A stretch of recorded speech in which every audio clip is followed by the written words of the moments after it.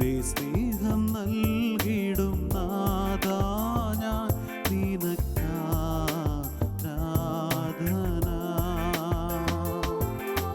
തിരുവോസ്തിയിൽ നിന്നെ കാണുന്നു നിനക്കാരാധന.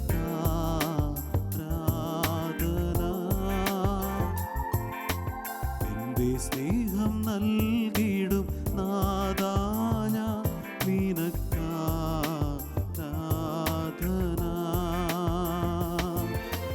ആരാധന ആരാധന ആരാധന യേശുനാഥ. ആരാധന ആരാധന ആരാധന യേശുനാഥ.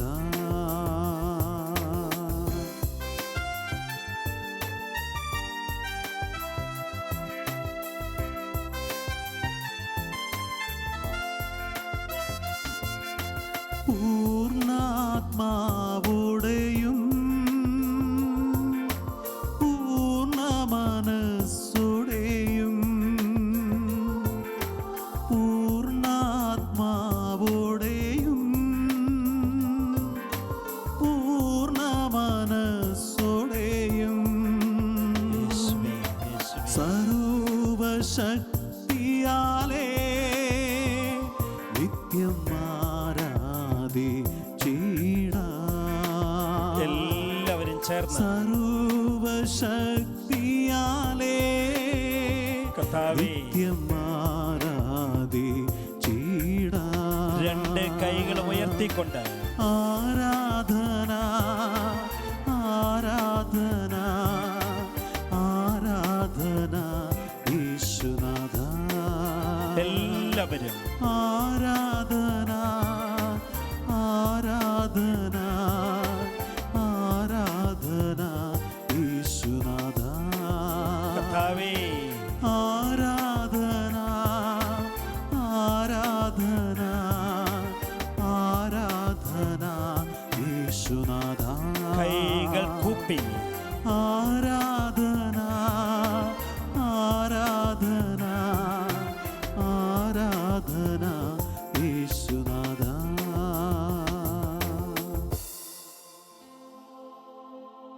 ദിവ്യകാരുണ്യമായ കർത്താവ് യേശു മിശിഹ ഇന്ന് നമ്മളെല്ലാവരെയും ഏറ്റവും സവിശേഷമായ വിധത്തിൽ അനുഗ്രഹിക്കുകയും അഭിഷേകം ചെയ്യുകയും ചെയ്യുന്ന നിമിഷമാണ്, മണിക്കൂറുകളാണ്. പ്രിയപ്പെട്ടവരെ, അതിനുള്ള ഏറ്റവും പ്രധാനപ്പെട്ട കാരണം അവിടുത്തെ വളർത്തു പിതാവായ യൗസേപ്പ് പിതാവ് നമുക്കെല്ലാവർക്കും വേണ്ടി മാധ്യസ്ഥം വഹിച്ച് പ്രാർത്ഥിക്കുന്നു എന്നുള്ളത് തന്നെയാണ്. വിശുദ്ധ യൗസേപ്പ് പിതാവിനോട് ആരൊക്കെയാണോ മാധ്യസ്ഥം വഹിച്ച് അപേക്ഷിക്കുന്നത്, യൗസേപ്പ് പിതാവിലൂടെ കർത്താവ് യേശു മിശിഹ അത് ആ നിയോഗം, ആ കാര്യം നിറവേറ്റി തരിക തന്നെ ചെയ്യും. അതുകൊണ്ടാണ് ഇന്ന് നമ്മൾ പ്രത്യേകമായി മനസ്സിലാക്കുന്നതും ധ്യാനിക്കുന്നതും വിശുദ്ധ യൗസേപ്പ് പിതാവ് മധ്യസ്ഥ പ്രാർത്ഥനയുടെ ഏറ്റവും വലിയ വക്താവാണ്. യൗസേപ്പ് പിതാവും മധ്യസ്ഥ പ്രാർത്ഥനയും നമ്മുടെയൊക്കെ ജീവിതത്തിൻ്റെ അവിഭാജ്യ ഘടകമായിരിക്കണം. പക്ഷേ പ്രിയപ്പെട്ടവരെ, പലപ്പോഴും ആളുകൾ ചിലരൊക്കെ ചോദിക്കും, എന്തിനാണ് ഇങ്ങനെ ഒരു മധ്യസ്ഥ പ്രാർത്ഥന നടത്തുന്നത്, നമുക്കെന്തിനാണ് മധ്യസ്ഥൻ എന്ന്, അതിൻ്റെ ആവശ്യമുണ്ടോ എന്ന്. നമുക്ക് വിശുദ്ധ വചനം തന്നെ നോക്കാം. ബൈബിളിൽ നോക്കുമ്പം ബൈബിളിലുടനീളം കാലാകാലങ്ങളിൽ പിതാവായ ദൈവം സംസാരിച്ചിട്ടുള്ളത്, പ്രവർത്തിച്ചിട്ടുള്ളത്, നമ്മുടെ കൂടെ ആയിരുന്നിട്ടുള്ളത് മധ്യസ്ഥരിലൂടെയാണ്. പ്രിയപ്പെട്ടവർ ഓർക്കണം, ആദ്യകാലം മുതൽ അങ്ങനെ മധ്യസ്ഥരിലൂടെ പിതാവായ ദൈവം ഇസ്രായേൽ ജനതയെ നയിക്കുന്നതൊക്കെ നമ്മൾ കൃത്യമായി മനസ്സിലാക്കുന്നുണ്ട്. അബ്രാഹം, ഇസഹാക്ക്, യാക്കോബ്, അതിനൊക്കെ ശേഷം ഇസ്രായേൽ ജനത ഈജിപ്തിലെത്തിയപ്പോൾ പ്രിയപ്പെട്ടവരെ ഓർക്കുക, ഈജിപ്ഷ്യൻ അടിമത്തത്തിൽ നിന്ന് ഇസ്രായേൽ ജനതയെ വീണ്ടെടുക്കാനായിട്ട് ദൈവം ഇങ്ങനെ നേരിട്ട് ഇറങ്ങി ഇടപെടുകയല്ല ചെയ്തത്. നേരെ മറിച്ച് ആരെയാണ് അയച്ചത്? മധ്യസ്ഥനായിട്ട്, ദൈവത്തിൻ്റെ മധ്യസ്ഥനായിട്ട് ഈജിപ്ഷ്യൻ അധികാരികളുടെ അടുക്കലേക്ക് മോശയെ അയച്ചു. മോശയെ സഹായിക്കാനായിട്ട് അഹ്റോനെയും അയച്ചു. എന്തേ ദൈവത്തിന് നേരിട്ട് ഇസ്രായേൽക്കാരെ രക്ഷിക്കാൻ പറ്റാഞ്ഞിട്ടാണോ? അല്ല, ദൈവത്തിന് കൃത്യമായി അറിയാമായിരുന്നു, ഉദ്ദേശമുണ്ടായിരുന്നു, മധ്യസ്ഥനിലൂടെയാണ് ഇസ്രായേൽ ജനതയെ മോചിപ്പിക്കേണ്ടത്. അവരുടെ ഇടയിൽ നിന്ന് ഒരാളെ തിരഞ്ഞെടുക്കണമെന്ന്. അങ്ങനെയാണ് മോശയെ തിരഞ്ഞെടുത്തു, സഹായിയായിട്ട് അഹ്റോനെയും. അപ്പോൾ പ്രിയപ്പെട്ടവരെ, വിശുദ്ധ ഗ്രന്ഥത്തിലുടനീളം ഇങ്ങനെ മധ്യസ്ഥരെ തിരഞ്ഞെടുത്ത് ദൈവത്തിനും മനുഷ്യർക്കും ഇടയിൽ മധ്യസ്ഥനായി നിലകൊള്ളുന്ന വ്യക്തികളെ ഉടനീളം വിശുദ്ധ ഗ്രന്ഥത്തിൽ നമുക്ക് കാണാം. ഈ മോശയ്ക്കും അഹ്റോനും ശേഷം ഇസ്രായേൽ ജനതയെ വാഗ്ദാന ദേശത്തേക്ക് നയിക്കാനുള്ള ഒരു ലീഡറായിട്ട് മധ്യസ്ഥനായി തിരഞ്ഞെടുത്തത് ജോഷുവായ. അങ്ങനെയാണ് വിശുദ്ധ ഗ്രന്ഥത്തിൻ്റെ ചരിത്രവും അതിൻ്റെ പാരമ്പര്യവും മധ്യസ്ഥരിലൂടെയാണ് ദൈവം സകല കാര്യങ്ങളും ചെയ്തിട്ടുള്ളത്. അല്ലെങ്കിൽ ദൈവത്തിന് 10 കൽപ്പനകൾ നേരിട്ട് ജനങ്ങൾക്ക് കൊടുക്കാൻ പറ്റാത്തതുകൊണ്ടാണോ? എന്തുകൊണ്ട് മോശ വഴിയായിട്ട് 10 കൽപ്പനകളെ ദൈവം ജനത്തിന് കൊടുത്തു? അതിനുശേഷം നമുക്ക് എപ്പോഴും വിശുദ്ധ ഗ്രന്ഥത്തിൽ കാണാം, മോശയുടെ ജീവിതത്തിലും പിന്നീട് പലപ്പോഴും ഒരിക്കൽ ഇസ്രായേൽക്കാർ കാളക്കുട്ടിയെ, സ്വർണം കൊണ്ട് കാളക്കുട്ടിയെ ഉണ്ടാക്കിയപ്പോൾ ദൈവം കോപിച്ച് മോശയോട് പറഞ്ഞു, കാളക്കുട്ടിയെ ഉണ്ടാക്കി ആ ദൈവത്തെ ആരാധിച്ച ഈ ജനം, ഇവരിൽ ആരും തന്നെ വാഗ്ദാന ദേശത്ത് എത്തുകയില്ല എന്ന്. അപ്പോൾ മോശ ദൈവത്തോട് പറഞ്ഞു, ദൈവമേ, അങ്ങനെയാണെങ്കിൽ ജീവൻ്റെ പുസ്തകത്തിൽ നിന്ന് നീ എൻ്റെ പേര് കൂടി അങ്ങ് വെട്ടിയേക്ക്. ജീവൻ്റെ പുസ്തകത്തിൽ എൻ്റെ പേര് വേണ്ട. അങ്ങനെ മോശ ജനത്തിന് വേണ്ടി ദൈവസന്നിധിയിൽ മാധ്യസ്ഥം നിന്നു. അവസാനം എന്താ സംഭവിച്ചതെന്ന് വചനം നമുക്ക് പറയുന്നുണ്ട്. മോശയുടെ ദൈവത്തിൻ്റെ സന്നിധിയിലുള്ള ഒരു തരത്തിലുള്ള പിടിവാശയും ഈ പ്രാർത്ഥനയും കാരണം ദൈവം പോലും മനസ്സ് മാറ്റി. ദൈവം പറഞ്ഞു, ശരി, നീ അപേക്ഷിച്ചതുകൊണ്ട് നീ ഇങ്ങനെ നിലകൊള്ളുന്നതിൻ്റെ പേരിൽ ഞാൻ അവരെ ശിക്ഷിക്കുകയില്ല എന്ന്. അവർ ഇസ്രായേൽ നാട്ടിലേക്ക് പ്രവേശിക്കുമെന്ന്. പ്രിയപ്പെട്ടവരെ, ഓർക്കണം, മധ്യസ്ഥ പ്രാർത്ഥനയ്ക്ക് അത്രയേറെ ശക്തിയുണ്ട്. നമുക്കറിയാം, വിശുദ്ധ ഗ്രന്ഥത്തിൽ ഏലീഷയല്ലേ എത്ര ശക്തമായിട്ടാണ് മധ്യസ്ഥം വഹിച്ച് പ്രാർത്ഥിച്ചപ്പോൾ സൂര്യനെയും ചന്ദ്രനെയും പിടിച്ചു നിർത്തിയത്. ഒരു മനുഷ്യൻ്റെ പ്രാർത്ഥനയ്ക്ക് സൂര്യനെയും ചന്ദ്രനെയും പിടിച്ചു നിർത്താനുള്ള ശക്തി ഉണ്ടെങ്കിൽ മധ്യസ്ഥ പ്രാർത്ഥന അത്രയേറെ അനുഗ്രഹീതമാണെന്നും ഏറ്റവും ജീവിതത്തിൽ അനുഗ്രഹിക്കപ്പെടുന്ന പ്രാർത്ഥനയാണെന്നും നമ്മൾ തിരിച്ചറിയണം. പ്രിയപ്പെട്ടവരെ, ഇങ്ങനെ വിശുദ്ധ ഗ്രന്ഥത്തിലുടനീളം മധ്യസ്ഥ പ്രാർത്ഥനയ്ക്ക് അനിതര സാധാരണമായ കൃപയുണ്ടെന്നും ശക്തിയുണ്ടെന്നും അത് അനിവാര്യമായ ഒരു പ്രാർത്ഥനയാണെന്നും നമ്മൾ തിരിച്ചറിയുകയാണ്. ജോബ് ഒരിക്കൽ പറഞ്ഞു, ജോബിനോട് ദൈവം പറഞ്ഞു, ഇനി 7 കാളകളെ കൊണ്ടുവന്നിട്ടല്ലാതെ ഞാൻ നിങ്ങളുടെ പ്രാർത്ഥന കേൾക്കുകയില്ല എന്ന്. ജോബ് ദൈവസന്നിധിയിൽ മാധ്യസ്ഥം വെച്ച് പ്രാർത്ഥിച്ചപ്പോൾ എല്ലാ തരത്തിലുള്ള ശിക്ഷയിൽ നിന്നും ജനത്തെ ദൈവം രക്ഷിച്ചു. ഇങ്ങനെയാണ് പ്രിയപ്പെട്ടവരെ മധ്യസ്ഥ പ്രാർത്ഥനയുടെ പ്രാധാന്യം വിശുദ്ധ ഗ്രന്ഥത്തിൽ കാണുന്നത്. അത് നമ്മൾ അറിയുന്നുണ്ട്. ആദ്യം പിതാവായ ദൈവം ഇങ്ങനെ മോശ, അഹ്റോൻ, ജോഷുവ ഇവരെയൊക്കെ അയച്ചു ജനത്തിന് മുന്നിൽ ലീഡേഴ്സായിട്ട് തനിക്ക് പകരം നിന്ന് ഇസ്രായേൽക്കാരെ നയിക്കുവാൻ. തുടർന്ന് നമുക്ക് കാണാം, ഇവരെ നയിക്കുവാനും ഭരിക്കുവാനുമായിട്ട് ദൈവം നേരിട്ട് വരുന്നതിന് പകരം രാജാക്കന്മാരുടെ മധ്യസ്ഥം, സാവൂൽ രാജാവ്, ദാവീദ് രാജാവ്, സോളമൻ രാജാവ്, ഇങ്ങനെ രാജാക്കന്മാരുടെ വലിയൊരു നിരയെ നമ്മൾ കാണുന്നുണ്ട്. അത് ദൈവം പ്രത്യേകമായി പ്രവാചകന്മാരിലൂടെ അഭിഷേകം ചെയ്ത് അവരോധിക്കുന്നവരാണ്. അതിനുശേഷം നമ്മൾ കാണുന്നുണ്ട്, ഈ രാജാക്കന്മാർ ഏതെങ്കിലുമൊക്കെ തെറ്റ് ചെയ്തു കഴിഞ്ഞ് ദൈവത്തിൻ്റെ വഴിയിൽ നിന്നും വ്യതിചലിക്കുമ്പോൾ അവരെ കറക്റ്റ് ചെയ്ത് ദൈവത്തിൻ്റെ സന്ദേശം അവർക്ക് പറഞ്ഞു കൊടുക്കാനായിട്ട് പ്രവാചകന്മാരെ അയക്കുന്നു. ഏലിയ പ്രവാചകൻ, ജെറമ്യ പ്രവാചകൻ, എസെക്കിയേൽ പ്രവാചകൻ തുടങ്ങിയ പ്രവാചകന്മാരെ ദൈവം തനിക്ക് വേണ്ടി തൻ്റെ സന്ദേശം അറിയിക്കാനായിട്ട് അയക്കുന്നു. ഇതും മധ്യസ്ഥമാണ്. അപ്പോൾ പ്രിയപ്പെട്ടവരെ, വീണ്ടും നമ്മൾ കാണുന്നുണ്ട് ഇങ്ങനെ പ്രവാചകന്മാരെ മധ്യസ്ഥരായി തൻ്റെ സന്ദേശങ്ങൾ അറിയിക്കാനായിട്ട് അയക്കുന്ന പിതാവായ ദൈവം ജനത്തിൻ്റെ പാപപരിഹാരത്തിനും രാജാക്കന്മാരുടെ പാപപരിഹാരത്തിനൊക്കെ ബലിയർപ്പിക്കാനായിട്ട് മധ്യസ്ഥരായി പുരോഹിതരെ നിയമിക്കുന്നു, പുരോഹിതരെ അയക്കുന്നു. അത് നമ്മൾ മനസ്സിലാക്കുന്നത് എങ്ങനെയല്ലേ? ദൈവജനത്തിനും ദൈവത്തിനും ഇടയിൽ മധ്യസ്ഥരായി ബലിയർപ്പിച്ച് പാപപരിഹാരം ചെയ്യാനായിട്ട് ഇതാ പുരോഹിതരെ നിയമിക്കുന്നു, അയക്കുന്നു. അപ്പോൾ പ്രിയപ്പെട്ടവരെ, ഇതാണ് വിശുദ്ധ ഗ്രന്ഥ ചരിത്രം. ഇതാണ് വിശുദ്ധ ഗ്രന്ഥം നമ്മളെ പഠിപ്പിക്കുന്നത്. മധ്യസ്ഥ പ്രാർത്ഥന കൊണ്ട് അനിതര സാധാരണമായ ശക്തിയുണ്ടെന്നും ദൈവം എപ്പോഴും പ്രവർത്തിക്കുന്നത് മധ്യസ്ഥരിലൂടെയാണെന്നും. വീണ്ടും പുതിയ നിയമത്തിലേക്ക് വരുമ്പോഴും നമ്മൾ കാണുന്നുണ്ട്, പരിശുദ്ധ മറിയത്തെ ദൈവത്തിൻ്റെ ദൂത് അറിയിച്ചതാരാ? ഗബ്രിയേൽ മാലാഖ. പ്രധാനപ്പെട്ട മധ്യസ്ഥരായിട്ടുള്ള ദൈവദൂതന്മാരല്ലേ ഗബ്രിയേൽ മാലാഖ, മിഖായേൽ മാലാഖ, റഫായേൽ മാലാഖ. അങ്ങനെയാണെങ്കിൽ പ്രിയപ്പെട്ടവരെ, ഇന്ന് നമ്മൾ ഓരോരുത്തരും വിശുദ്ധ യൗസേപ്പ് പിതാവിനെ മധ്യസ്ഥനായി സ്വീകരിച്ച് ആദരിക്കുകയും ബഹുമാനിക്കുകയും വിശുദ്ധ യൗസേപ്പ് പിതാവിനോട് പ്രാർത്ഥിക്കുകയും ചെയ്യുമ്പോൾ ഒരു വലിയ സത്യം നമ്മൾ എല്ലാവരും മനസ്സിൽ കാത്തു സൂക്ഷിക്കണം. വിശുദ്ധ യൗസേപ്പ് പിതാവിൻ്റെ മാധ്യസ്ഥം നമ്മളെ ഓരോരുത്തരെയും വിശുദ്ധിയിൽ ജീവിക്കുവാനായിട്ട് അനുഗ്രഹിക്കും. അതുകൊണ്ടാണ് വിശുദ്ധ യൗസേപ്പ് പിതാവിനെ കുറിച്ച് നമ്മളെപ്പോഴും മനസ്സിലാക്കുന്നത് വിശുദ്ധ യൗസേപ്പ് പിതാവ് കന്യാവ്രതക്കാരുടെ കാവൽക്കാരനാണ് എന്ന്. വിശുദ്ധ യൗസേപ്പ് പിതാവ് കന്യാവ്രതക്കാരുടെ കാവൽക്കാരനാണ് എന്ന്. തിന്മകൾ കൂടാതെ പാപത്തിൻ്റെ കറ പുരളാതെ ജീവിക്കാനായിട്ട് വിശുദ്ധ യൗസേപ്പ് പിതാവിനോട് മാധ്യസ്ഥം വഹിച്ച് പ്രാർത്ഥിച്ചാൽ അത് കർത്താവ് യേശു മിശിഹ നിറവേറ്റി തരിക തന്നെ ചെയ്യും.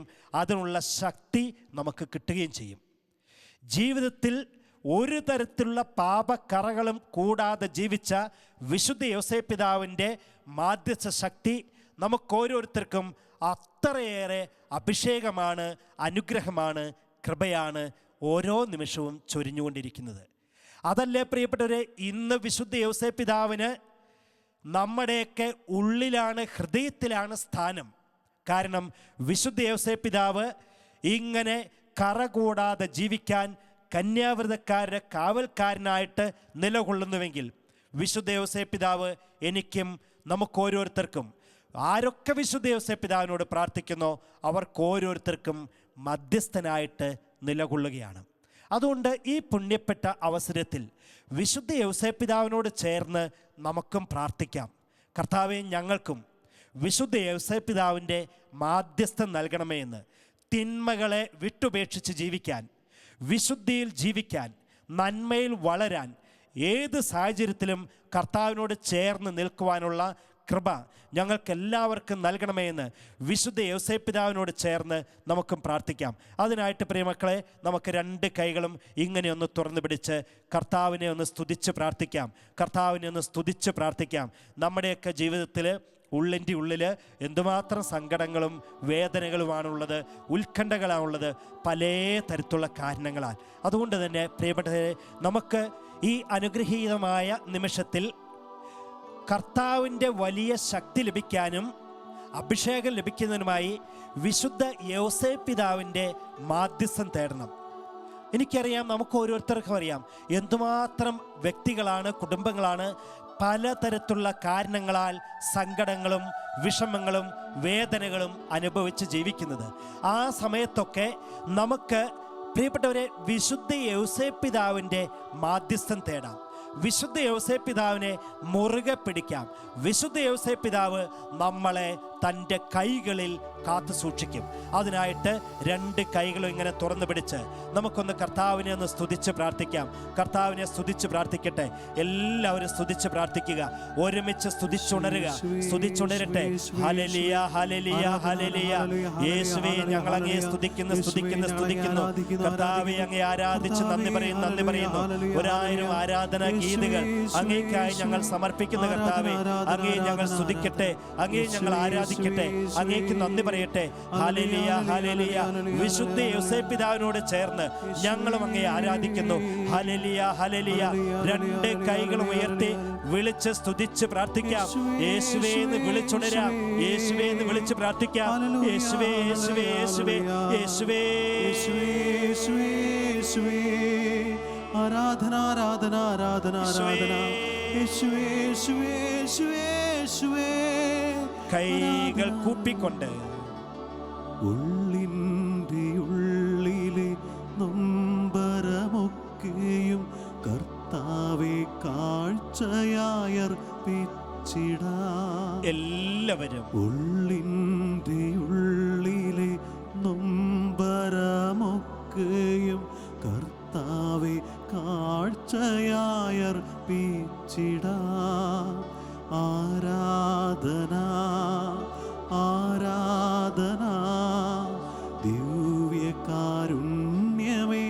ആരാധന. ഒന്ന് ചേർന്ന് ആരാധിക്കാം. ആരാധന, ആരാധന, ദിവ്യകാരുണ്യമേ ആരാധന. കൈകൾ കൂപ്പുക. കർത്താവേ, ഞങ്ങളുടെയൊക്കെ സമൂഹത്തിൽ ഈ ദേശത്ത് എന്തുമാത്രം കുടുംബങ്ങളിലാണ് കർത്താവേ കടബാധിത മൂലം കഷ്ടപ്പെടുന്നത്. ഈശോയെ, കടബാധിത മൂലം അത് ഒരുപക്ഷെ വീട് പണിയാൻ കടമെടുത്തതായിരിക്കും, രോഗം വന്നിട്ട് പണം കടം വാങ്ങിച്ചതായിരിക്കാം, മക്കളുടെ വിവാഹം നടത്താനായിട്ട് കടം വാങ്ങിച്ചതാകാം. എന്നാൽ എൻ്റെ പൊന്നുതമ്പുരാനെ, അതൊന്ന് തിരിച്ചു കൊടുക്കാൻ പറ്റാതെ ദുഃഖം അനുഭവിക്കുന്ന, കഷ്ടപ്പാട് അനുഭവിക്കുന്ന നൂറുകണക്കിന്, ആയിരക്കണക്കിന് കുടുംബങ്ങളാണുള്ളത്. ഈശോ, ഈ നിമിഷം അങ്ങനെയുള്ള കുടുംബങ്ങളുടെ ഉള്ളിൻ്റെ ഉള്ളിലെ എല്ലാ സങ്കടങ്ങളും, എല്ലാ ദുഃഖങ്ങളും വിശുദ്ധ യോസേപ്പ് പിതാവിൻ്റെ മാധ്യസ്ഥം തേടിക്കൊണ്ട് അങ്ങേ തിരുഹൃദയത്തിലേക്ക് സമർപ്പിക്കുന്നു. കർത്താവെ, ഈ സങ്കടങ്ങൾ അങ്ങ് കാണണമേ, ഈ വേദന അങ്ങ് അറിയണമേ. കടബാധ്യതയാൽ ദുരിത കയത്തിൽ കഴിയുന്ന ഓരോ മക്കളെയും അതിൽ നിന്നും കൈപിടിച്ചുയർത്തണമേ എന്ന് നമുക്ക് രണ്ട് കൈകളും ഒന്ന് കർത്താവിൻ്റെ പക്കലേക്ക് ഉയർത്തി യേശുവേ എന്ന് വിളിച്ച് സ്തുതിച്ച് പ്രാർത്ഥിക്കാം. കർത്താവ് ഇടപെടും, കർത്താവ് പ്രവർത്തിക്കും, കർത്താവ് നമ്മളെ കാത്തുകൊള്ളും. വിളിച്ച് പ്രാർത്ഥിക്കുക, വിളിച്ച് പ്രാർത്ഥിക്കുക. എല്ലാവരും ചേർന്ന് വിളിച്ചപേക്ഷിക്കട്ടെ, വിളിച്ചപേക്ഷിക്കട്ടെ. യേശുവേ,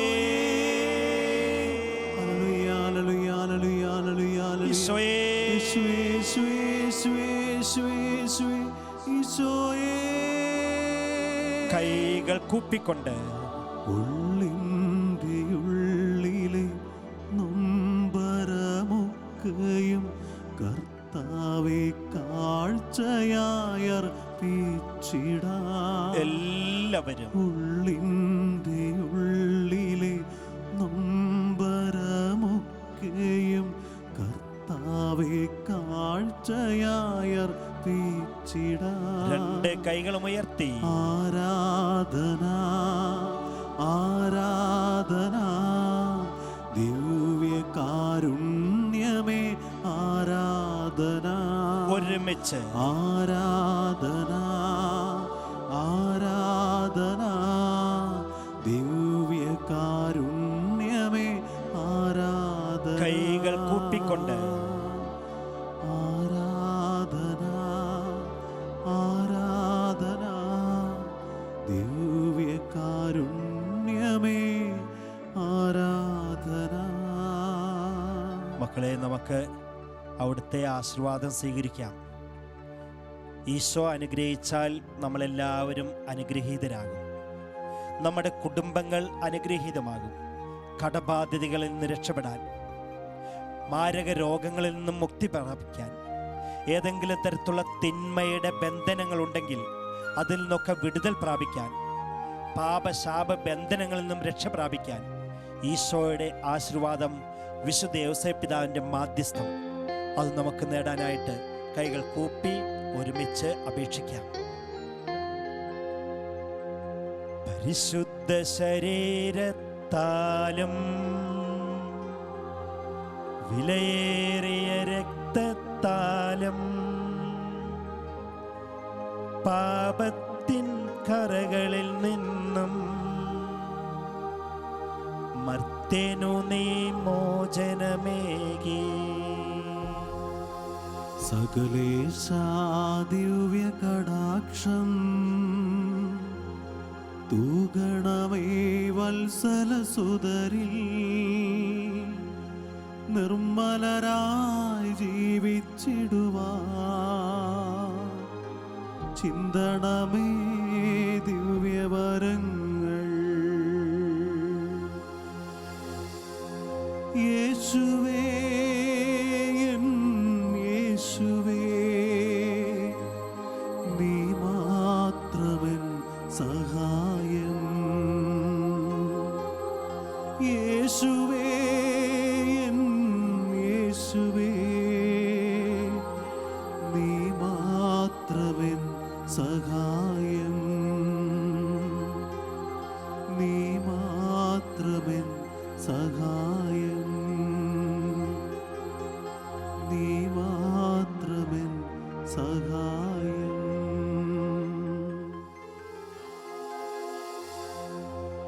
പരിശുദ്ധ പരമ ദിവ്യകാരുണ്യത്തിന് എന്നേരവും ആരാധനയും സ്തുതിയും പുകഴ്ചയും ഉണ്ടായിരിക്കട്ടെ.